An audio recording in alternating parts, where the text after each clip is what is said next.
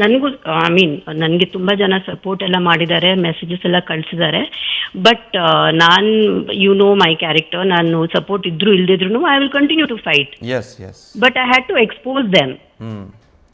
ರಮ್ಯಾ ಅವರೇ, ನೀವು ಹಲವು ಸಂದರ್ಭಗಳಲ್ಲಿ ಹೀಗೆ ಇರೋ ವಿಚಾರ ಇದ್ದ ಹಾಗೆ ಹೇಳಿದ್ದೀರಾ. ಈಗಲೂ ಕೂಡ ಅಂಥದ್ದೇ ಒಂದು ಪೋಸ್ಟ್ ಹಾಕಿದ್ರಿ, ಬಟ್ ನಿಮ್ಮ ಪೋಸ್ಟಲ್ಲಿ ತಪ್ಪು ಅನ್ನುವಂಥದ್ದೇನು ಇರಲಿಲ್ಲ. ಹಾಗಿದ್ರೆ ಸತ್ಯ ಮಾತಾಡಲೇಬಾರ್ದು ಅನ್ಸುತ್ತೆ. ಯಾಕೆಂದರೆ ನೀವು ಕೂಡ ಒಬ್ಬ ದೊಡ್ಡ ಸೆಲೆಬ್ರಿಟಿ ಸ್ಯಾಂಡಲ್ವುಡ್ಡಲ್ಲಿ, ನಿಮಗೂ ಅಭಿಮಾನಿಗಳಿದ್ದಾರೆ. ಹಾಗಂತ ಎಲ್ಲವನ್ನೂ ಸಮರ್ಥಿಸ್ಕೊಳ್ಬೇಕಾ ಅಂತ? ಮಾಡ್ಲೇಬೇಕಲ್ಲ, ಅಂತ ಸಮಾಜದಲ್ಲಿ ಇದೀವಿ ನಾವು. ಇವಾಗ ಇಂಡಸ್ಟ್ರಿಯಲ್ಲಿ ಯಾರು ಮಾತಾಡ್ತಾ ಇದ್ದಾರೆ? ನಾವ್ ಮಾತಾಡದೆ ಹೋದ್ರೆ ಹೆಣ್ಮಕ್ಳ ಜೀವನ ನೀವ್ ಯೋಚನೆ ಮಾಡಿ.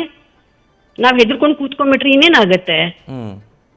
ನಾನಂತೂ ನನ್ನ ಮಗನಿಗೂ ನಾನು ಹೆದರಲ್ಲ, ಅದು ಒಂದು. ಬಟ್ ಹಾಗಂತ at least somebody should speak up.